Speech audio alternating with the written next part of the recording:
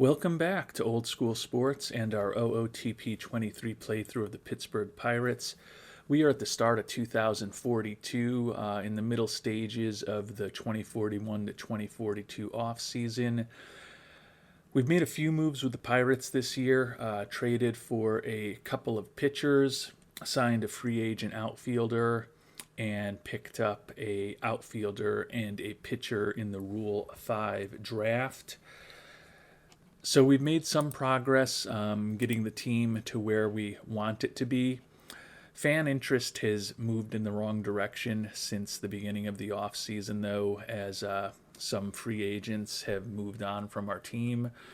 So we are really struggling to sell season tickets at this point and feel like we want to make another move to try to not just improve our team for next season, but also bump up fan interest a bit. We've got about $8 million to spend because we'd like to put somewhere around $30 million back into our scouting and development budgets once we're kind of through with the big potential moves that we're going to make this off season. So I'm going to continue to kind of scour the market. Sadly, I'm searching for extremely popular players first and then just looking for someone who happens to be extremely popular, who might be able to help our team and that we might be able to actually acquire. So it's not the most scientific and talent-focused search in the world, but it's what I need to do at this point. Need to have a big season with these Pirates next year. We really have to be back in the playoffs. And we really want to be a good team right from the start of the season to hopefully have pretty consistently high and hopefully improving fan interest over the course of the year, and to also get our revenue back on track by having a lot more people in the seats than we are expected to have right now. So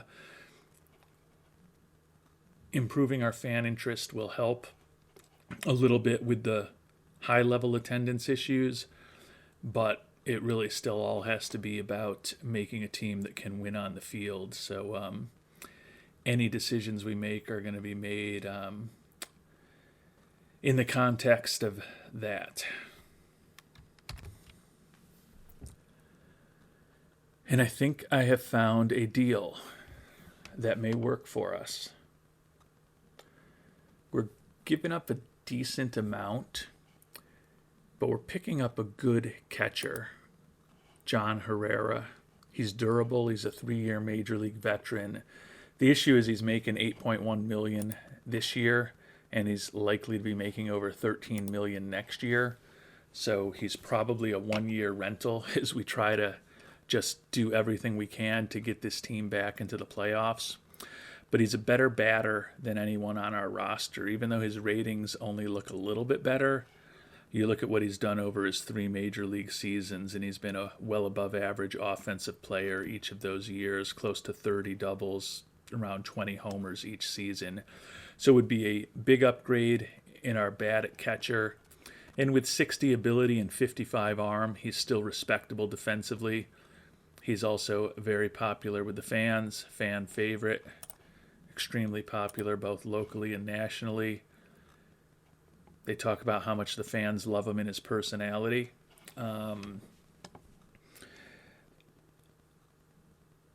So it'll give us a better bat behind the plate. We won't lose too much defensively. And we'll probably get a nice boost in fan interest if we pick him up. Now you have to get rid of some interesting players to bring him on board, unfortunately. Oscar Gomez is a brilliant defensive player, can play short, second, and third, all at a very high level. But we had him spend the entire season last year in AAA. He's just not a major league hitter. And we've got really good defenders at second, third, and short right now.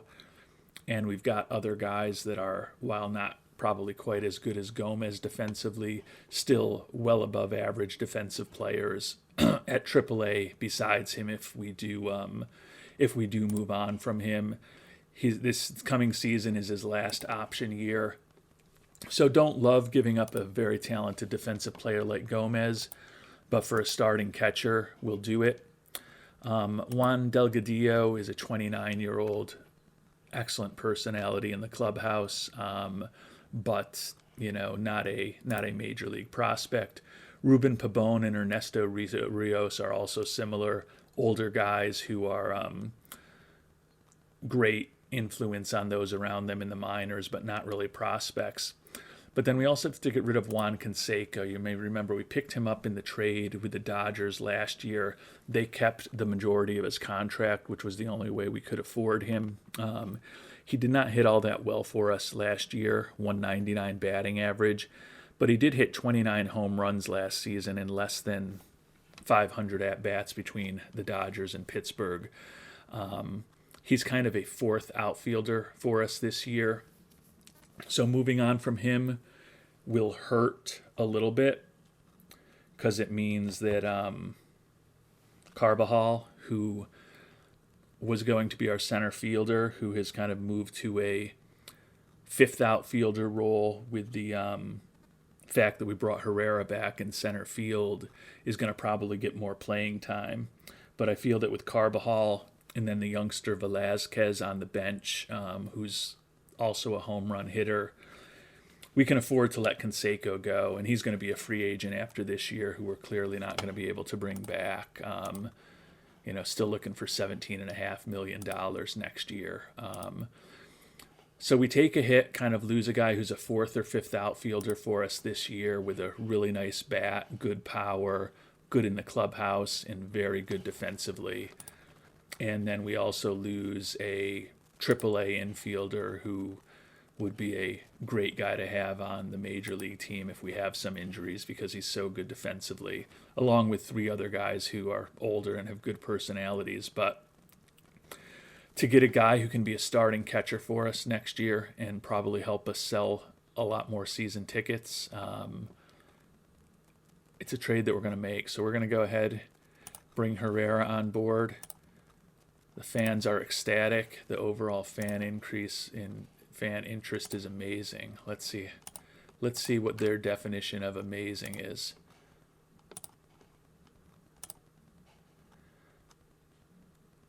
That's a 10-point boost to 68. And it led us to be selling about 700 more season tickets. So, yeah, I would agree. That was amazing. I think that's a good move for this team. Probably about it as far as the moves that we're going to be able to make this offseason. But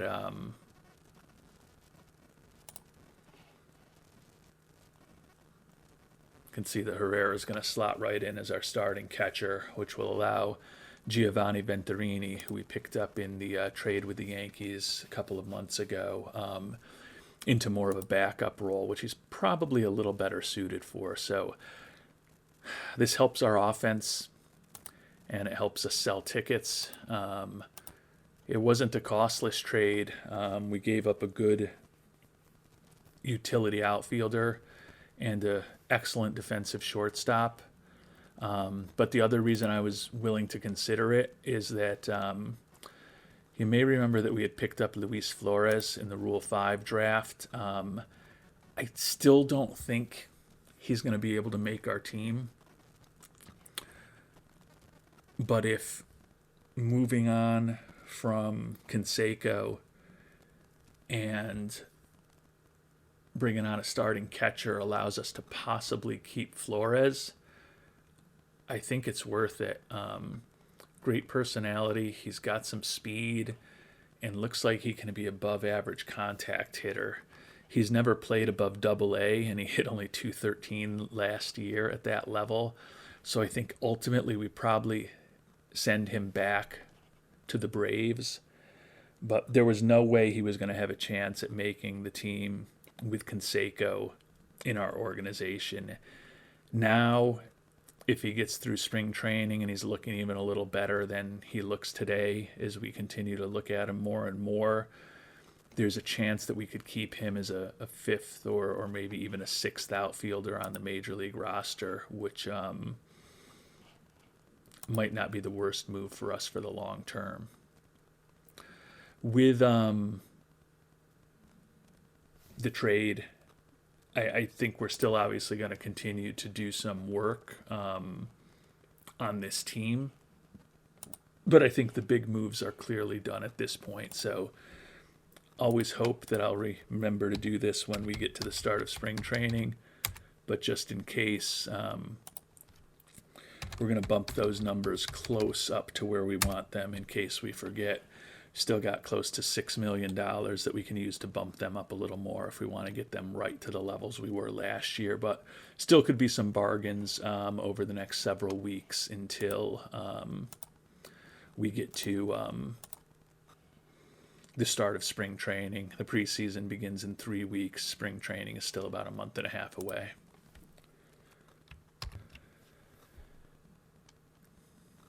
And we've been simming through the past few weeks. We're to February 17th now, so just a few days away from the beginning of spring training. Haven't done anything else with free agents, so we are going to kick our scouting budget back to where it was a year ago. Same thing with our development budget.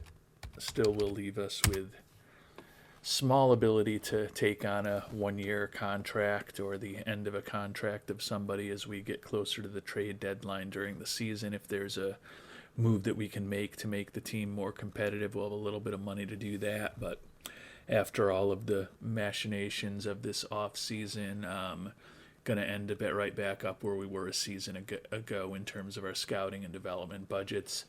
Looks like our player payroll and regular budget are both going to be 28th this year, which I think is a step up from both of them from a year ago and 2 steps up from 2 seasons ago when we were last in all of baseball. So making slow but steady progress with the budget with these Pirates, but the struggle to get fans into the stadium continues. In the early stages of spring training, not going well. Luis Longoria, our brilliant young pitcher, out with an elbow strain for 6 weeks. The 24-year-old is already fragile in terms of his injury proneness. Had a great rookie year for us last season, counting on him to have a big role in the rotation this year. But unfortunately, he is not going to have any spring training. Going to place him on the IL where he'll begin the year. Give us the opportunity to see a few other pitchers as we use a 6-man rotation here in spring training, but definitely not optimal to have Longoria out for the start of the season, but hopefully he won't miss too many games. He may only miss 2 or 3 starts when all is said and done if he is really able to come back in about 6 weeks. And we've made it to the end of spring training. 11-11 record for the Pirates. Not that the performance in the spring is the most important thing. Main injury that we had was the one we talked about with Longoria. He's still out with that elbow strain for about another 2 weeks, and then we're going to probably need to give him a couple of tune-up starts down in AAA. So definitely will end up missing more than just 2 or 3 starts with opening day just 3 days away at this point. You can see that Elijah Helton, Tony Cota, and Ramon Herrera are all banged up at this point. Still have 39 players on the spring training roster, so the next focus for our team, meaning me, is going to be to figure out exactly who's going to make the 26-man roster. And it's been relatively easy to get our pitching staff down to 12 pitchers. You can see we're at 13 right now. Starting rotation at the start of the year with Longoria out is going to be Santana, Gotti, Gonzalez, Greg Gaylord, and Heriberto Rosales. So with Santana, Gotti, Gonzalez, and Rosales, those 4 are all guys who have been in our rotation pretty consistently over the past several seasons. As soon as Longoria is back, we'll have a decision to make as to whether we move Gaylord or Rosales into the bullpen. Only real decision is whether to have the final spot go to Kyle Alston, who is a guy we picked up in a trade with Baltimore about 2 years ago. Has played in AAA for us the last couple years. Respectable AAA pitcher, borderline major leaguer, and he does have 2 option years left. Or to keep Nick Jarmone, you may remember he's the Rule 5 draft pick we picked up. He was injured at the time, coming off of a relatively serious injury, actually. Torn flexor tendon in his elbow that kept him out for 8 months, so he hasn't even had a complete spring training. Because we've got options on Alston, we're going to send him down to AAA, keep Jarmone on the team. We'll see how he does. His roster spot certainly could be in jeopardy in a couple of weeks when Longoria is hopefully back and ready to go. But we'll cross that bridge when we come to it. So as far as the bullpen, Manny Collazo, the pitcher we picked up in the trade with the Orioles, is our new closer. Elijah Helton and Tony Jones, our top setup men. Willie Arenales, the lefty in middle relief. Jarmone and Campos in long relief, and Omar Gaona back to the lefty specialist role that he has, I don't want to say excelled at for the last several years, but has existed in for the last several years. And we're going to have a lot more decisions to make with the position players. You can see we've got 23 players still on the Major League roster who are position players at this point. So 9 of them are going to be headed down to AAA or out of our organization, either by being waived and DFA'd or perhaps traded away in some cases. So some interesting decisions to make here, I'm sure. At catcher, we made the big trade for John Herrera. He's clearly going to be our starter. The hope is that he'll produce offensively similar to what he's done in his first 3 years of his career with Texas. Hopefully he'll be above average defensively. At over $13 million in arbitration next year, hard to believe that we'll be able to retain him. We're going to keep Giovanni Venturini as our backup catcher. Picked him up in the trade with the Yankees after the end of last season. What that means again for, it seems like, every season. His Ishmael Heel ends up being the final cut. Love his catcher ability, just not as good as offensively as either of those two guys. This is his last option year. So hypothetically, if we do move on from Herrera in the offseason, Heel may finally have a major league spot next year, but for the time being, he's headed back down to AAA. And we did have 2 of our top prospects, Henry Gonzalez and Angel Aguilar, in camp. We're going to send them both down to AAA. Gonzalez is obviously very close to being major league ready, and I think he's obviously actually is major league ready if you just look at his ratings. Certainly would love him to have more power, but he did hit only .263 in AAA last year. And we did play him a little bit at first base this spring training just to give him a little practice at that position. I think he's still, a corner outfielder ultimately, but want as much versatility as possible. So we'll probably play him a little more at first base in AAA.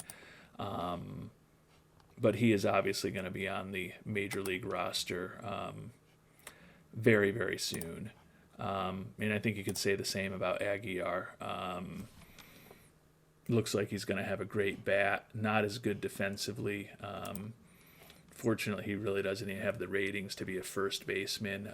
He would be pretty unacceptable there, but another guy that maybe we train him there just so he's got a little more versatility. But in a perfect world, he's a DH.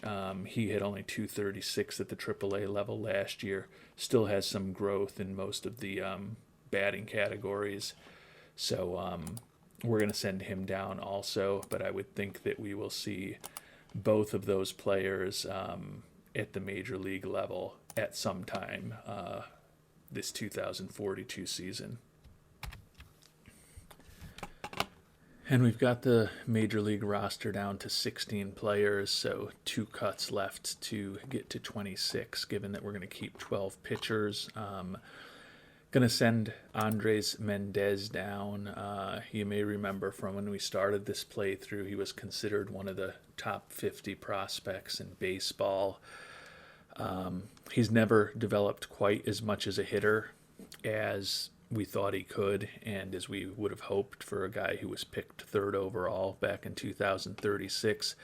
Doesn't have a lot of speed, and he's not really that good defensively. He did hit 307 in AAA last year, but only 4 home runs, and did get 220 at-bats at the major league level, where he hit just 255 with 1 home run. The bat's just not big enough to make up for the fact that he is not very good defensively. Does have this 1 option year left, so maybe we'll see him at some point during the regular season, but with the fact that, as we talked about, we've got some of the top prospects in baseball who also play outfield for us. Mendez is kind of quickly turning into an odd man out in terms of this, not just the 26-man roster, but really the 40-man roster in the future of this Pirates team. So could be a player that we look to move on from in a trade in the not-so-distant future. And our final cut is going to be the shortstop, Flavio Avanzi, 30-year-old. Does still have 1 final option year, so we can get him to AAA. Love the captain personality, high work ethic, high leadership, solid defensively, can play a bunch of positions in the infield. Not much of a hitter. He was kind of the 26th man on our roster last season when he was up all year and only had 26 at-bats and only started 1 game. With some of the other moves we've made to our infield, I think that Avanzi is the most disposable at this point, so we're going to send him down to AAA. And that leaves us with our 26-man roster figured out, at least for the start of this 2042 season. And we already talked about our catchers, Herrera and Venturini. 3 first basemen, at least primary first basemen on the roster. Sean Barley, the 25-year-old, hit 328 with 18 homers in AAA last year. Nothing else for him to prove in the minors. Not that great defensively, but looks like he can be a useful switch-hitting bat coming off the bench, so we'll see what he can do in the majors. Jose Cuevas is a right-handed bat, pretty respectable bat, has a little bit of speed. He's versatile defensively, but he's not particularly good defensively at any position. And at least to start the year, this is probably the big surprise. Manager Jan Vasquez wants to start Luis Flores. You may remember the Rule 5 draft pick, 23-year-old who's never played above Double-A ball and only hit 213 in Double-A last year. Really just kind of took a flyer on him. Did not expect that he was going to make the team. But defensively, he's probably the best of those 3 players that I just mentioned at first base. Has a captain personality, very good speed, very good bunter, and looks like he can potentially hit for a decent average. At least going to see what he does in the major leagues over the next few weeks. Feel if it's a total disaster, we can obviously piece together first base with Barley and Cuevas. Jaden Dixon is going to be a utility infielder for us, 26-year-old that we picked up in a trade with St. Louis the start of this past offseason when we were trying to get rid of some of the higher-priced players who were on our team. Another guy who's a really good personality, pretty versatile defensively, and looks like he, is not going to have a plus bat, but he can probably come close to holding his own at the major league level, so not a bad guy to have as a utility infielder. And then the 3 starters who are just fantastic defensively. Victor Serrano, going to be our second baseman again this year, hit 241 last year. Hopefully he can hit a little better this year. Tony Coda, another guy who we picked up in a trade at the beginning of this offseason. He is going to be our third baseman, another captain personality that we brought on board. Just a dazzling defensive player. Actually, I think there may be a thought that maybe we move him to short. Question is just if he is going to hit enough to really be able to stay in the majors. The 26-year-old at this point has a 233 batting average at the major league level with a 62 OPS plus and a 60 WRC plus. But that glove is certainly something special. And then at shortstop, at least for the time being, is Luis Linares. Batted 291 for us last year with 52 doubles. He has the best bat out of these three infielders. Also has a very good glove. But quite honestly, looking at his glove right now, he is not as good at shortstop, at least in terms of his ratings, as Coda is. And particularly we've got a lot of uncertainty around whether Coda is really going to be a major league hitter. He can probably add more value if he's at shortstop and not hitting than third base and not hitting. So we're going to change Coda's position to shortstop. We are going to change Linares' position to third base.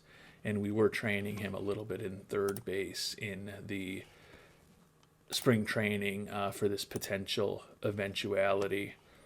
But we are actually going to go with Coda at short now. I think he's just better defensively. So potentially, given the fact that out of Flores, Cuevas, and Barley, none of those guys are exceptional defensively, there certainly is potential that at some point during the year we'll need to either send Flores back to the Braves or potentially demote Barley or Cuevas to bring up a somewhat more versatile defensive player for the infield, since right now Jaden Dixon is kind of our super sub at second, third, and short if need be. Although quite honestly, I think in most cases if Coda needs a day off at short between Linares and Serrano, I would assume that one of them will be moved there in most situations. So I feel really good about the gloves in the infield, pretty good about the gloves at catcher, and then we get into the outfield. Isaiah Hill, going to be our left fielder. You all know about him if you've been watching in the past. 3 major league seasons, 3-time All-Star, 3-time Silver Slugger, 1-time Rookie of the Year, and 2-time Most Valuable Player. Top player on our team, coming off a season in which he led the league in home runs, runs batted in, slugging percentage, and won his second MVP award. He is obviously the key player in our offense, going to be batting third against both righties and lefties. Ignacio Carbajal was one of the final guys to make the roster. Very good defensively, not much of a hitter. Hopefully he'll have some value as a defensive substitute, perhaps in the late innings of games for us. Ramon Herrera, we had traded him away. He ended up hitting free agency. We brought him back on a low contract, have signed him to an extension. He is day-to-day with a sprained knee right now, so if that doesn't get better over the next 3 days, it's possible that we'll put him on the IL. He hasn't played since March 6th. Had a wonderful season for us last year. He's not as good defensively as Carbajal, but a much better hitter. We do have guys at AAA, as you know, from the several of the outfielders we talked about that we sent down that we could bring back up if it ends up being an issue with him. It's only a moderate impact on his running, but by the same token, don't want it to turn into something that lingers all season. So if that hasn't cleared itself up over the next 3 days before the start of the season, we could conceivably put him on the IL, bring up some help, which would likely mean that Carbajal would be starting in center field for the time being. Alex Perkins, last year's Rookie of the Year, back in right field. Happy to have him there. And then Alfredo Velasquez, who split last season between Indianapolis and Pittsburgh, really only came up in the month of September where he did hit 3 home runs for us. Going to be a utility outfielder for us. Love the home run power. And right now, he is actually slotted in as our cleanup hitter in our DH against both righties and lefties, at least according to what Jan Vasquez wants to do. So, looking forward to see what this 26-man roster is going to be able to do. We've obviously got a lot of decisions to make with our minor leaguers. You can see don't have quite full teams in AA or high A right now, but we will probably be demoting some people from Indianapolis down there. And then we've got a lot of players on our Dominican team and some players on our Florida rookie teams who look like they are ready for the next level also. So we'll probably be promoting a lot of them to Bradenton. And then, we definitely have some players on Bradenton who can probably move up between Bradenton and Greensboro. Looks like there's, more than a handful of players who are probably ready for AA. So we're going to be spending some time offline working on what our minor league teams are going to look like for the start of this 2042 season. But you know what the major league team looks like at this point. And in our next episode, we are going to be back to start the 2042 season. Until then, thanks so much for watching, and hope you have a great day.